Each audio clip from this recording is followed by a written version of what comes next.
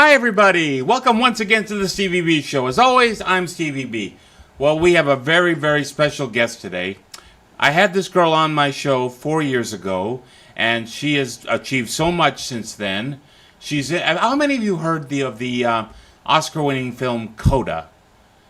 The movie won Best Picture at the Oscars, and also Best Supporting Actor for Troy Kotsur. Well, my friend here has been in the movie. She's not only in the movie, she has actual credit in a featured role. Please welcome my friend, 4 years later, the amazing Kayla Caulfield. Hi, Kayla. How you doing? Hi, Steve. I'm good. How are you? I got to tell you, I mean, we had you on 4 years ago. Yeah. And we had, you showed us your modeling pictures and everything. Yeah. You were up and coming and everything. Mm-hmm. So much has changed since I last had you on the show, and I had to have you back on again. So, you've done a lot of film work, a lot of things. And an interesting thing, though, I met Kayla, believe it or not, back in 2010. We did the play Annie together. She was one of the orphans, and you were one of the cutest, kindest orphans, and you were. But I'm so happy to have you here. Now, we mentioned CODA. Now, if you don't know what CODA is, CODA means Children of Deaf Adults. No, not deaf. Children of Deaf Adults, all right? And the movie was shot here in Boston, actually in the city of Gloucester. And Kayla, how did you get involved in this film? Tell me. So I auditioned for two different roles before I nabbed the singing role in that film. So I auditioned for the girlfriend, and there was a cashier role, which didn't make the cut. But I became very close with Angela Perry. She's a friend of someone in the family. Mm-hmm. And the thing with Angela is that she knows your strengths. She knows what you're capable of. She can fit you in any type of role that she knows that you will fit best in. And so she remembered that I could sing. I've been singing since I was 6 years old. And so she sent out an audition notice saying that this is for an audition for anybody who's been in choir, been in theater, has any singing experience. Mm-hmm. And so I thought, why not take a stab at it? And so this is back in 2019, I think, so pre-COVID, when in-person auditions were a thing. So so I went in, I did my audition, I sang Rolling in the Deep by Adele, and I think about 2 weeks later, I got an email saying that the director loved my audition. She wants me to send in a callback singing, if you know, Happy Birthday. Of course, if you've seen the movie, you know. Yeah. And of course, I was on set that day. I was like, oh shoot, like I need some place to film my callback audition. Thankfully there was like a blank wall somewhere so I can do it. Mm-hmm. So I asked someone to shoot that for me, and long story short, I got the role, and we filmed that in October of 2019. Now, the film was shot in Gloucester. In Gloucester, What was the weather like at the time? So it was shot in October, so it was very mild. It wasn't too hot or too cold. It was like the perfect mild weather. So it was perfect weather. I mean, most of the shots for me, we shot at a old middle school in Beverly, and that's where we shot like most of the school scenes and all the choir room scenes, and of course the recital scene. So everything was shot inside for me. Mm-hmm. So yeah. Now this is what you're credited you're in the credits. Your character is called Off Key Girl. Now, I've heard you sing many times. Yeah. You're not off key. Why couldn't they at least maybe? I don't know. And don't ask me why, because I don't know. But I was mentioning to Steve before that I think I saw a copy of the script somewhere. And I think my initial role was Adele Girl, because I sang an Adele song for my audition. Mm-hmm. I don't know where Off Key Girl came from, but I mean, at this point, I'll take it. It was funny. It was, I think, probably did it as a joke. I don't know, but I mean, I'll take it. Yeah, can you tell us, for those who haven't seen it, what's the film about? So the film is about this girl named Ruby, aka Amelia Jones, who I got to work very close with. She's such a sweet girl and such an amazing actress. Mm-hmm. So it's about this girl named Ruby. She's the only hearing child of her deaf family. So her mother, her father, and her brother are all deaf. And so she works for her family's fishing business. Yeah. And she discovered a passion for singing. And so she says to her parents that she wants to enroll at Berkeley. And their parents are like, well, why don't you work for us? You're the only person who really understands us, who could interpret for us. And so she's kind of like deciding between whether to go to school or stay home and work for her family's fishing business. So it's a very touching story. Yeah, this picture stars now 2 Oscar winners. Marlee Matlin, if you may know, the deaf actress, she won for Children of a Lesser God back in '86. And Troy Kotsur, who played the father, this year won the Oscar for Best Supporting Actor. Best Supporting Actor, yeah. And I thought his speech at the Oscars was just so touching. You know, my mother was watching it and she started to cry a little bit. Oh my God, yeah. I loved I started to cry. I mean, I'm come from a very emotional family, you know, but I was so happy. And I know you went to LA for to see the awards. And I saw the video when CODA won Best Picture. You were so excited. You were so happy. I was in tears. I was there. I wanted to hug you because I was so happy for you. I mean, how many people do you know are part of an Oscar-winning picture? Yeah. I mean, so the acting is great though. But now, who directed it?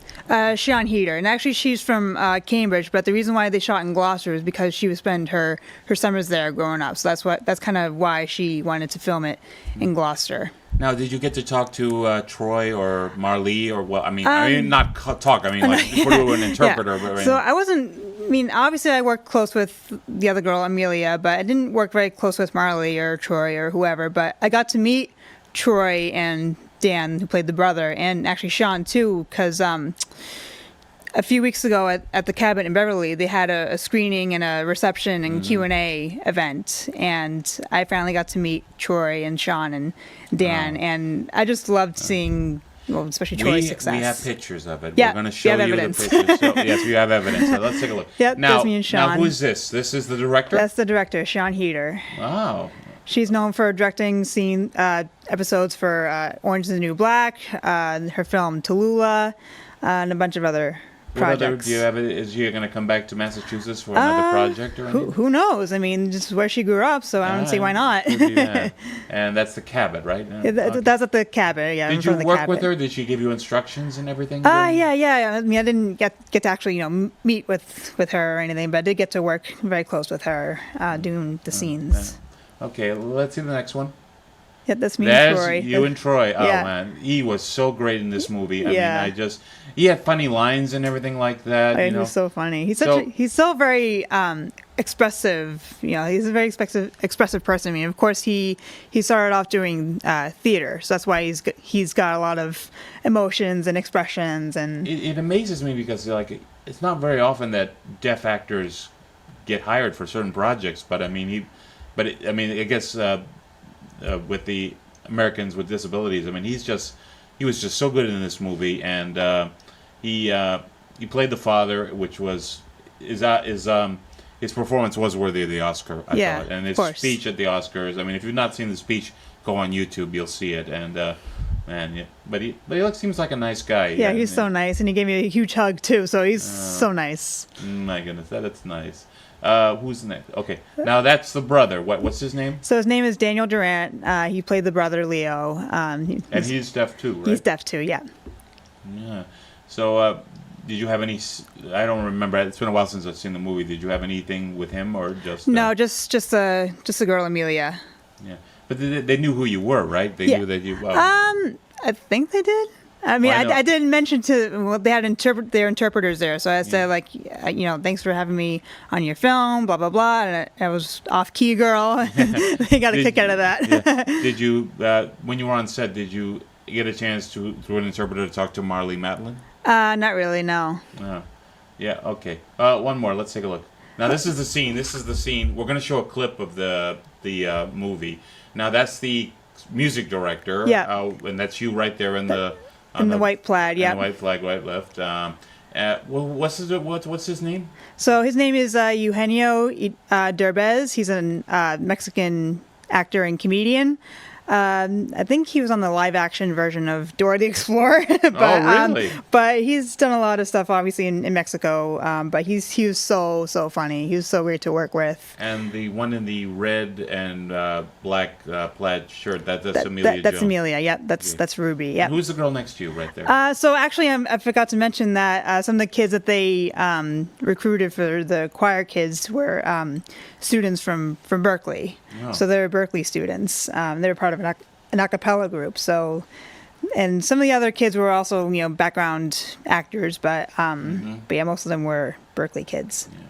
Oh, that's good. So, well, what the actor? I mean, I watched the movie. The music director, he was a tough guy. I mean, he was really, he was like giving an ultimatum for Ruby: either you come here or don't bother. I mean, he was a very, yeah, it was. And where was that scene shot? So that was shot at the middle school in Beverly. Oh, okay. Yeah. All right. Okay. Next one. Let's take a look. That's that's not a very. That's you singing. That's the. That's the happy birthday scene. Happy birthday. Yeah. Oh my God. You look like you're having a lot of fun there. Okay. Let's see the next one. Okay. This is during the rehearsals. I remember for in the movie. And who's the one next to you? So she's also a Berkeley student. I think her name is Amanda, I think. But she's... Were they all Berkeley students? They're all Berkeley students, yeah.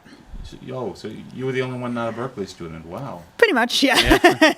Yeah. So, yeah, that's the like you can see this in the movie and everything. It's really good. Okay, another one? Oh, that's it.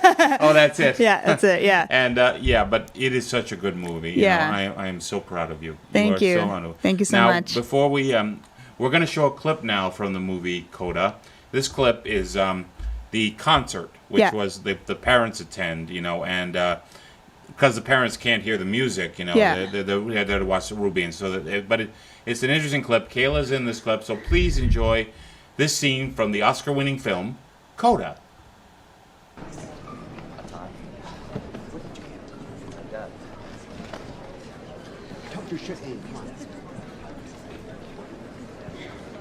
Okay, guys, you must be ready to walk on stage in 2 minutes or you're not performing, okay?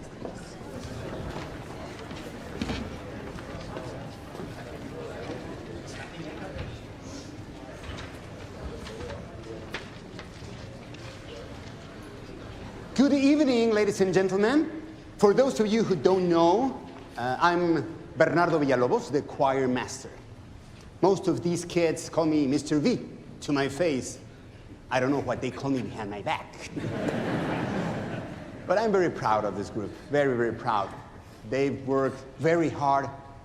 So I will shut up now and let you see your children, which is what you came for.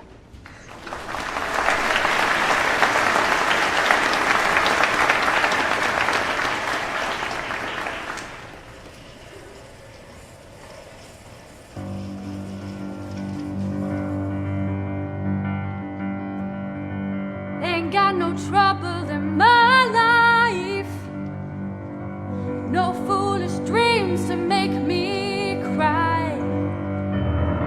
I'm never frightened or worried. I know I'll always get by. I heat up, I cool down. When something gets in my way, I go grounded. Get me down. I'm gonna take it the way that I found it. Woo! I got the music in me. I got the music in me. I got the music in me. Yeah. I got the music in me. I got the music in me. I got the music in me.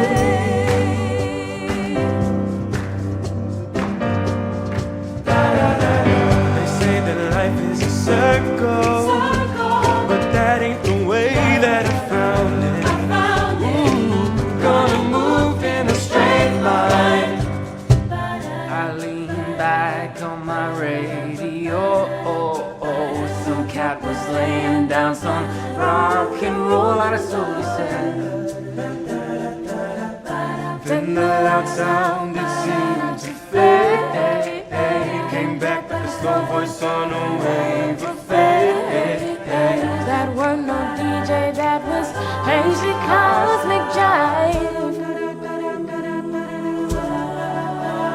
There's a starman waiting in the sky. He'd like to come and meet us, but he thinks he'll blow our minds. There's a starman waiting in the sky. He's told us not to blow it, 'cause he knows it's all worthwhile. He told me, let the children lose it, let the children use it, let all the children doogie. La, la, la, la, la, la, la, la, la, la, la, la, la, la, la, la, la,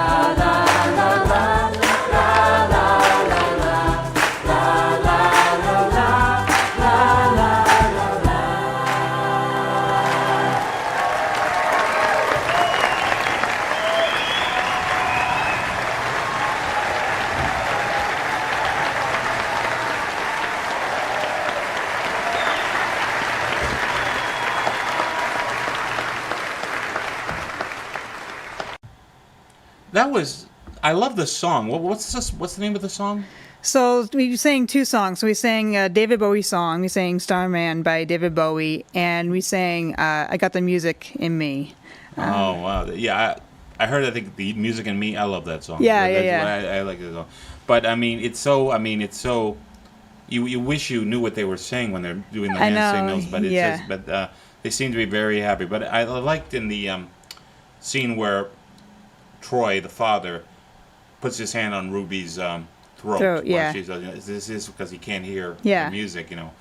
But like I said, I know I keep saying it, but Troy deserved the Oscar for that. Absolutely, yeah. And I thought Amelia, who played Ruby, I am surprised she wasn't nominated for an Yeah, Oscar. yeah, me too. She spent, from what I heard, 6 months learning American Sign Language Yeah, because she's English. Yeah, So she had to learn. but She had to learn how to sing. She had to really create the character She's a very Ruby. good singer, yeah. too. Oh yeah, she's very good. But she had to learn how to sing. She had to learn how to sign.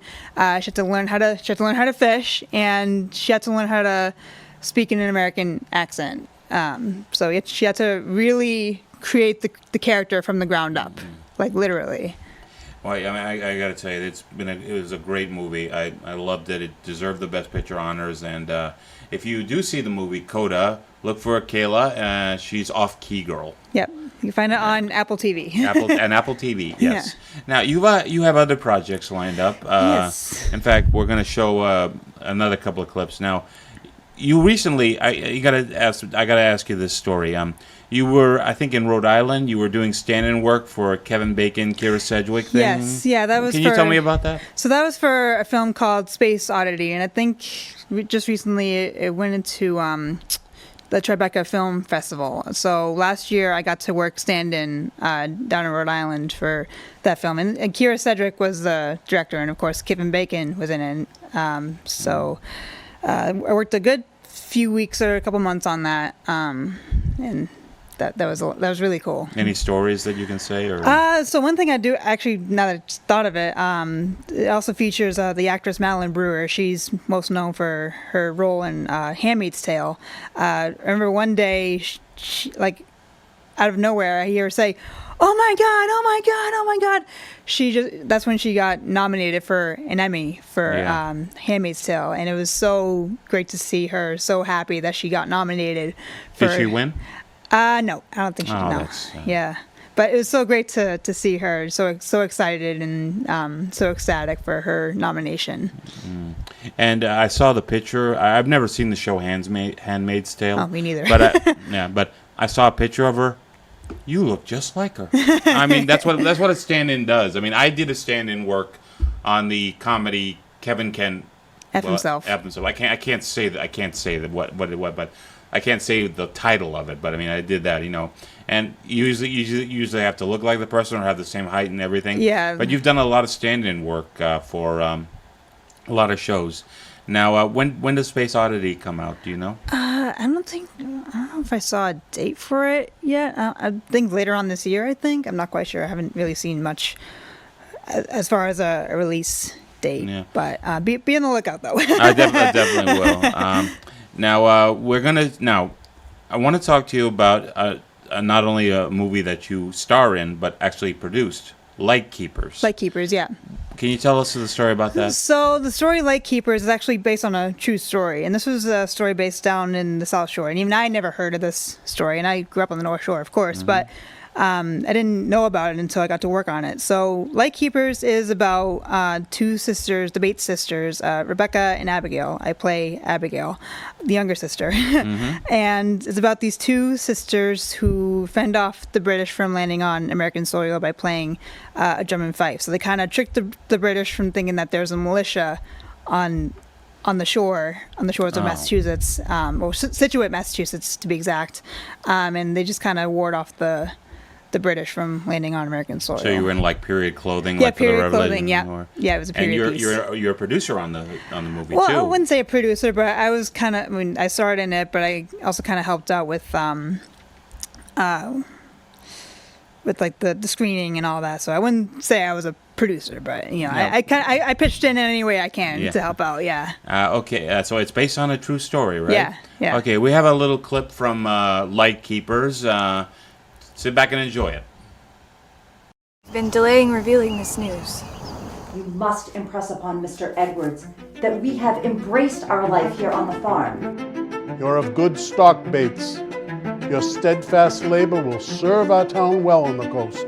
If I have one more act of aggression from the British, I will shoot them down where they stand. Perhaps you may have your opportunity, Bates. We're searching for a staging point for raids into the countryside. Another opportunity for king and country, is it? Are you questioning my judgment? What is it? It's just all too much. What are we going to do? I'm terrified, Cy. Terrified for us, terrified for our girls. Do not worry. The militia will be stationed on the point, and you will not leave for one. Where's the militia? All that's left is spare equipment in the lighthouse, as if they left it in a hurry.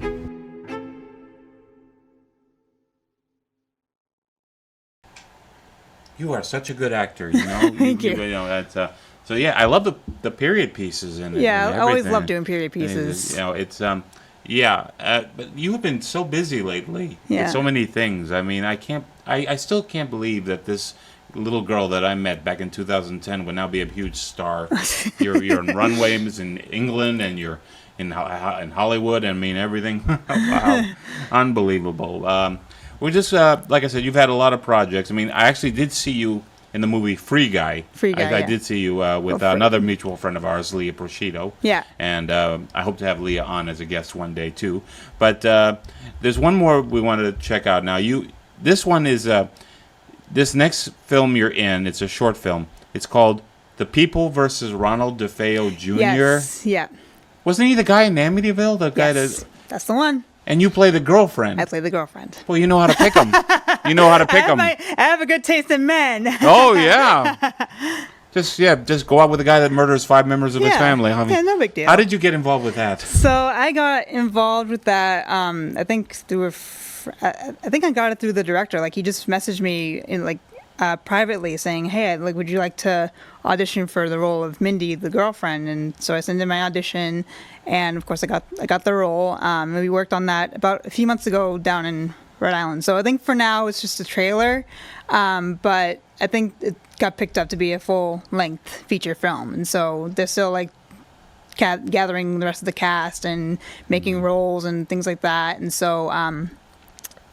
So yeah, it was pretty exciting to work on, and this is another story I never heard of, the Amityville. You've never heard of the Amityville horror? You've never seen the movies, the Amityville horror? I've heard of those, and I've heard that it kind of inspired the hit horror movies like The Conjuring and all that stuff. So, but it was a lot of fun to work on, and I can't wait to see. Yeah, your boyfriend's a murderer. I know how to pick them. You know how to pick them, but no, I can't wait to see. We're going to show a quick clip of People versus Ronald DeFeo, so sit back and enjoy.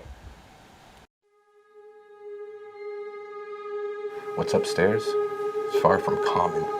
I've never seen anything like this before. Police combed the DeFeo's handsome 3-story house for the still unfound murder weapon. Police have been questioning the son, Ronald. There's 6 members of the family dead, and he's the sole remaining member. He's not a suspect at this time. So much for living in Sleepy Hollow. Daddy! I know. You all right? Bobby told me everything. call him a few years back, and he just decides to wipe out your entire family. You end up completely untouched. Yeah. I guess I got lucky. We need to find and clear this Tony Mazzio. You and I both know our dude is sitting right in there. You have the right to remain silent. This is gonna be easier if you're honest with us. These questions we're asking you, we already know the answers to. Ronald DeFeo Jr. is guilty of 6 separate crimes of second-degree murder, beyond a reasonable doubt. Burden of proof in any criminal trial rests solely on the prosecution. We allow Weber a weigh in. I think that might be cunning enough to put holes in all of this. They think they gave you DeFeo's head on a skewer. Proving this beyond a reasonable doubt, well, that's up to you, and you alone. I barely see you as it is. Now you're taking on the most talked about case since Watergate. Mr. Briganti, would you lie to protect your own flesh and blood? I never lied in my life. Do you think you can win? Only one way to find out. And I say you get that son of a... Recall telling any of Mr. DeFeo's friends that if Mr. DeFeo had given you the gun, you'd have hidden it for him. I don't recall saying that at all, sir. Do they look like your clothes, or are they your clothes? Objection, Your Honor! Order!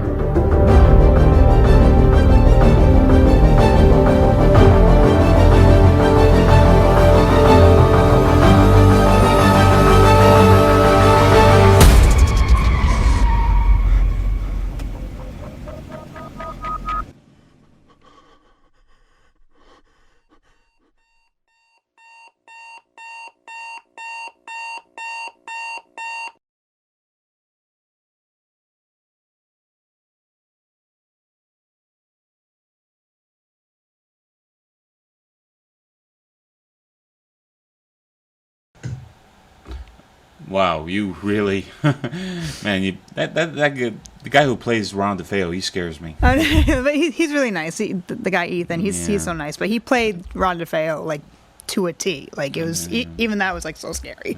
But yeah.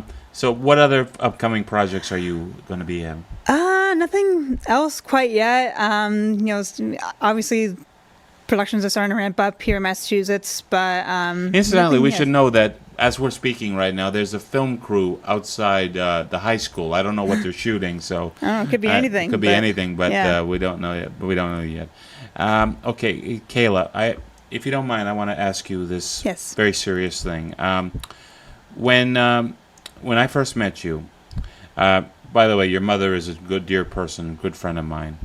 You were actually, when you were younger, you were diagnosed with a disease. Mm-hmm. It's called pandas. Pandas. Pandas. Yeah, not the bear. Like the animal, but no. The panda. Now, this is we wanted. You mentioned this about. Can you tell me about this disease? What happens? Absolutely. So, pandas are PANS, but PANDAS stands for Pediatric Autoimmune Neuropsychiatric Disorder Associated with Strep. So here's a little brief story of how it came to be. So around spring of 2012, I noticed that I started to act very differently. Like one day I just started to feel lightheaded. I just didn't feel very well. And then all of a sudden I started to develop like hand and facial tics. Like my behavior changed overnight. I became a totally different person. Even my mom noticed it. She was like, okay, like she knew something wasn't right. Mm-hmm. So over time, she had me get CT scans, EEGs, and all this kind of stuff, and nothing really worked. Like we couldn't figure out what was going on. And so fast forward to that summer, I was admitted to Children's Hospital, and that's when my mom did her research about pandas. Like there had been stories on different platforms, and I think a friend of hers mentioned that her daughter had the same issues, and think that pandas is the answer. So one day when she came to visit me at the hospital, she talked to the doctors there. She said, my daughter has pandas, and the doctors at Children's said, no, it's not a real thing. Like your daughter They didn't believe your mother. They didn't believe my mother. No. So then I was later discharged, and we were basically out on our own. And thankfully, we found a doctor at Tufts who specialized in behavioral issues. I saw him for about a couple of years until he unfortunately retired. But it was just, oh my God, it basically wasn't. It wasn't that great. It was hard. It was hard. If you don't mind me asking, if you were not diagnosed right or correctly, could this have killed you? Well, I mean, who knows? Because can you die from it? I mean, you could, but I mean, like it's just very severe. Because I should also mention that. I mean, I'm doing a lot better. I'm taking medications and all that stuff. You know, I'm doing much better. Yeah. But I also should mention that I became very close friends with this woman named Susan Manful. She's from New Hampshire, and she. I think a friend of mine sent me one of her articles. She has a memorial fund called the Alex Manful Memorial Fund, and it's in honor of her daughter Alex, who passed away from Panda's complications. And so I contacted her saying, hey, here's my story. I would really love to work with you. And so we conversed back and forth, and we finally met a couple months ago, and she said, I have a friend who works at the Dearborn School in Newton, and she would love to meet you and maybe put something together for you or something. And so I finally met up with her about a few weeks ago, and she said, like, we really love for you to talk to the students about your story, and and just let them know that they're not alone in this fight. Like, even there's still parents and families and children and that are struggling. And even though about a year ago, I think, Massachusetts signed a bill for insurance coverage for Panda's patients. But one thing I always wanted to do, especially with the fund and the school, is talk publicly, whether it be person to person or to a crowd of people. Even though I posted about it a lot on Facebook, I mean, that's one thing, but telling people about my story, person to person or to a crowd of people, is something that I always wanted to do. And were you nervous doing it, talking to these people? Oh, no, not at all. Like, it was something that I always wanted to do. Like, talk to people about my story and just, do anything I can do to help kids who have been through the same, or still is in the same position that I was, almost 10 years ago. Wow. So, yeah, I'm lucky to be still here telling my story, and I'm very fortunate. At the end of the program, we're going to have information about website about disease and what you can do to donate or to help. So to help. Yeah, spread the word. Yeah, spread the word about it, because when people say the word panda, they think of the bear animal, from China. But I mean, but it's not. I mean, it is a very terrible disease. Very severe. We'll let info about it. So, Kayla, I'm so lucky that you're here. I mean, I can't believe 4 years later that you've become such a big star. And, I just want to say that if you become the big star in Hollywood, don't forget me, okay? If that ever happens, but, I'll never... You have such a promising future, and I am so happy to have you on. And I just want to let you know that I really care. I love you, and you're going to be the best. Steve. You're a good friend. You're a good person, all right? I remember you've always been there for me, and you and your mother have always been there whenever I need someone to talk to. So thank you from the bottom of my heart, and thank you so much for being on the show. Yeah, and good luck. Thank you for having me. Oh, thank you. Anytime. You're welcome to come on anytime you want. Of course. Okay? Yeah. You're definitely good. And that's my friend Kayla Caulfield. See the movie. If you see it, CODA, Oscar-winning film. She has a role in it. She's really good. I have good camera time, so you can't miss me. No, I know. You know what? Before we go, I have to mention one thing. I really felt bad because during the Oscars, the whole thing. I mean, Troy's speech and all the best thing. It was all overshadowed because Will Smith had to slap Chris Rock, and I felt bad for you then, because now everyone's going to be talking about this slap. And nobody's going to talk about the movie. Well, if you think about it, let's talk about that, but maybe also, CODA won the Oscars. Like that can't be the only thing that they talk about. That doesn't take away the success that CODA has had in the past year. Like it literally started to gain momentum until earlier this year. Like it's starting to get. I just felt it took away from Troy's touching speech, and. I'm sure people don't. They didn't. Yeah. No, but those who don't watch the Oscars, the first thing around the the water cooler, like, oh, did you see Will Smith slap Chris Rock? I mean, Yeah. You know, and I thought it was a bit. I thought it was Yeah. just some kind of bit, but no, he really hit him.